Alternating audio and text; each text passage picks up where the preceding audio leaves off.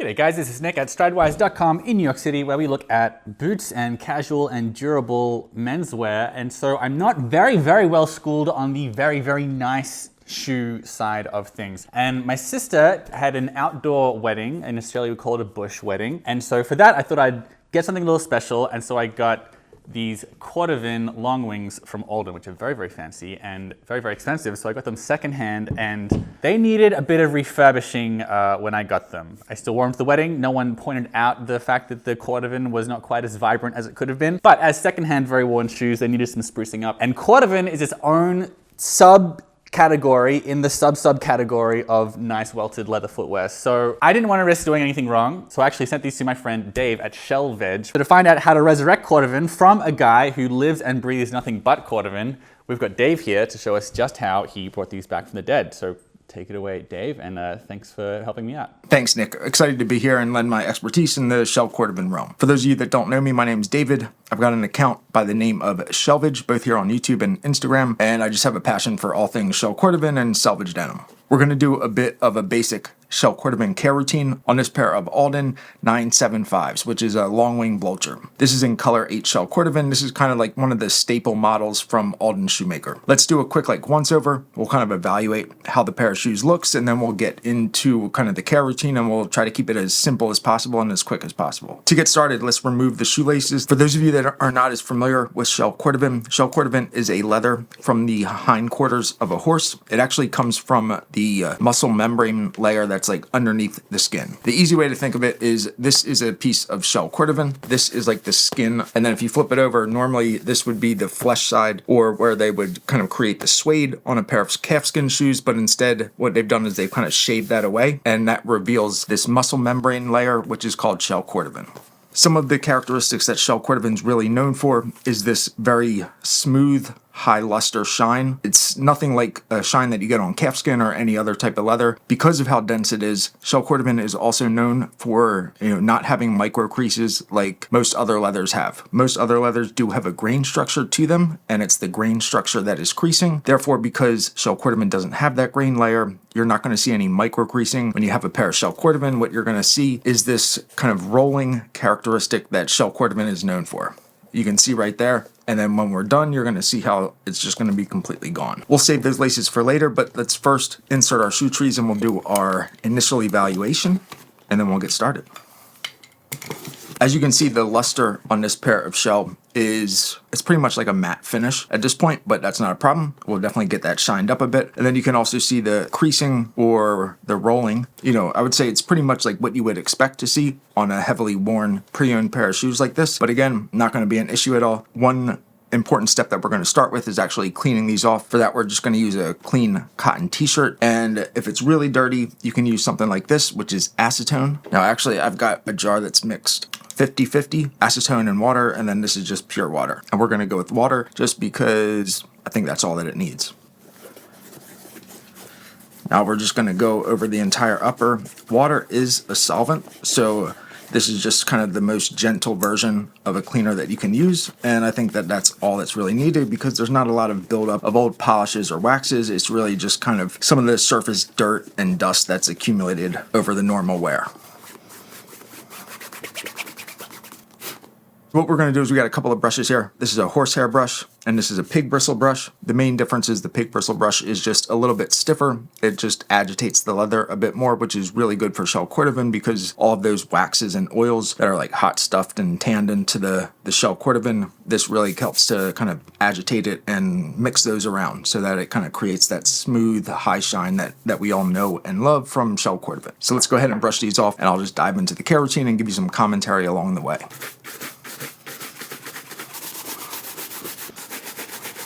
So just a few moments while we alternate back and forth is plenty of time for this to dry. Now we're going to use the pig bristle brush just to agitate things up a bit.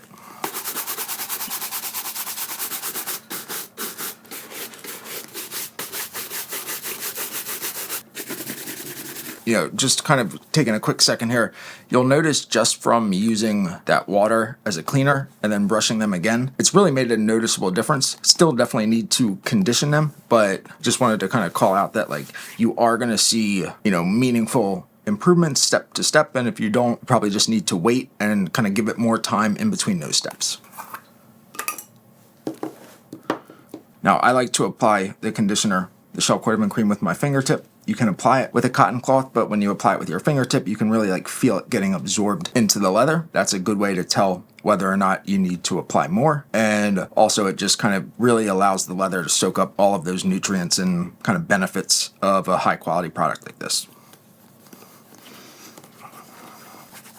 One of the most common questions I see and I get asked is about leather, specifically Shell Cordovan, if it's supposed to get darker, or why did a cream, a conditioner, why did it make it darker? There are two kind of scenarios there. The first, and what you're not going to see here, is sometimes different products such as like Venetian shoe cream, even Saphir Renovateur, will have certain types of waxes and conditioners and oils in them that will slightly darken the leather. Not make a huge difference, but that's actually kind of like darkening the leather. Whereas a product like this, which is very absorbent, very kind of light in its, application, is not actually darkening the leather. But if you do see any change in the shade of the Shell Cordovan, it's really just because the shell was that like dehydrated, that you're just kind of getting it back to its normal color and just hydrating and nourishing it. It's not necessarily darkening the leather. It's just more so like evening it out, getting it back to where it should have been all along. All right, you're going to notice the vamp is really one of the areas where you may see that darkening in the leather as it's kind of rehydrating. And you're also going to see some of the early signs of any overwearing or just kind of signs that you need to care for the shoes. That's because the vamp is really the highest stress area in a shoe. So not that the Shell Cordovan is breaking down, but you're going to see signs in the vamp before you see it anywhere else. And that's a great way to kind of like monitor and just keep an eye, making sure that you're not letting anything go a bit too far before you care for it again.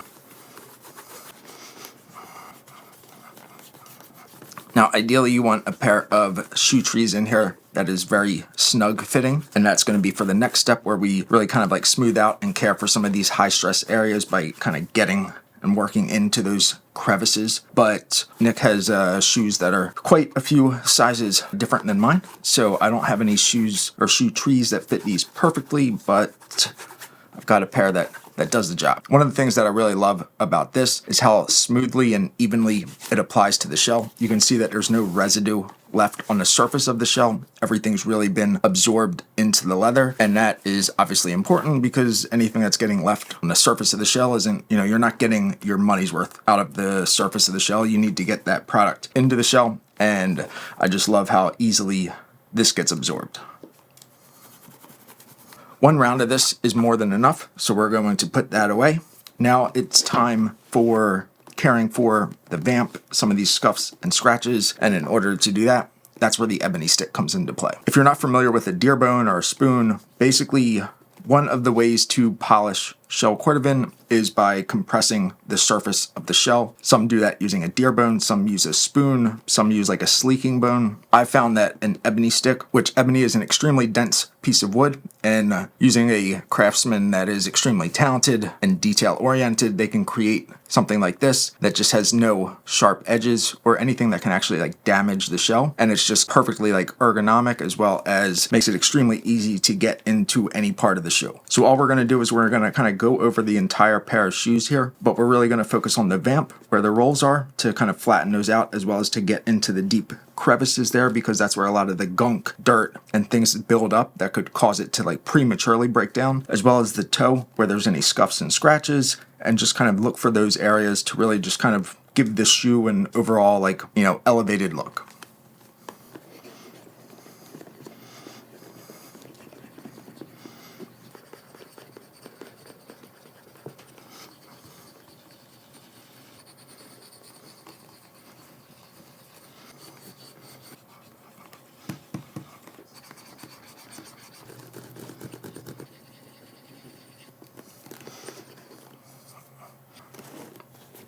One of the biggest tips, if you guys take anything out of this video, is always like take it in iterations, take it in steps, kind of go over everything. It's starting to look better. You know, don't just like continue to go. You'll kind of lose your frame of reference. So just brush it off a little bit, put it to the side, circle back to it in like 5 or 10 minutes and just evaluate like what it looks like at that point. This is a good way to kind of both come at it from a level-headed perspective and not get carried away or not think that you're not quite achieving what you want to achieve, or remember what you actually want to achieve by performing this care routine.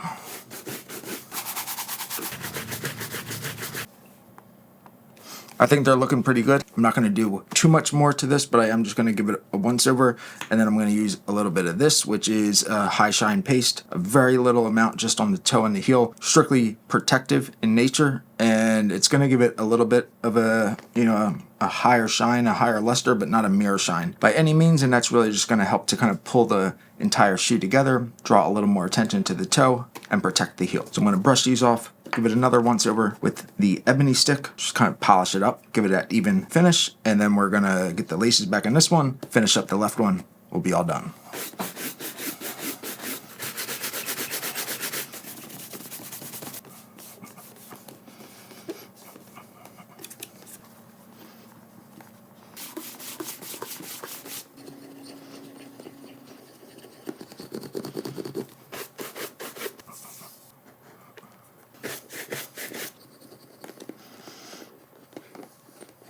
Nick, I think you gotta replace your soles here. You see that? As soon as that goes in, that means the sole is too soft.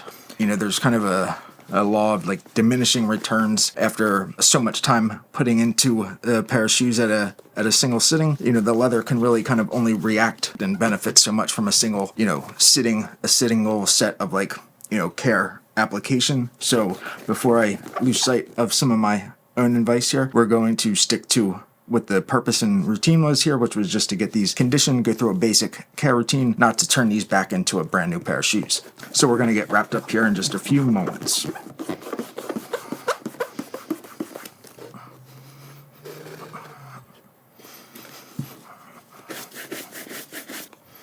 Nick, I appreciate you including me in this video. I hope you enjoy the shoes, and I hope to see all of you soon.